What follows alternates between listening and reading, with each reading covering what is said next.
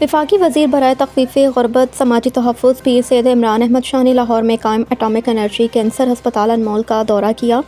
انہوں نے سرطان کے مریضوں کے لیے جاری فلاحی اقدامات کا تفصیلی جائزہ لیا۔ اس موقع پر انہیں بریفنگ میں بتایا گیا کہ پاکستان بیت المال کی جانب سے جولائی 2021 سے مارچ 2026 تک 850 سے زائد مریضوں کو تقریباً 17 کروڑ روپے کی مالی معاونت فراہم کی جا چکی۔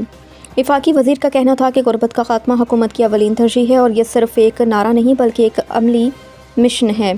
ہدایت کی کہ مستحق مریضوں کو پاکستان بیت المال کے ذریعے بروقت مالی مدد کی فراہمی ہر صورت یقینی بنائی جائے تاکہ کوئی بھی مریض علاج سے محروم نہ رہے۔ اس موقع پر پاکستان ایٹمی توانائی کمیشن کے ممبر سائنس اور ڈائریکٹر انمول نے وفاقی وزیر کا پرتپاک استقبال کیا، ادارے کی کارکردگی سے آگاہ کیا۔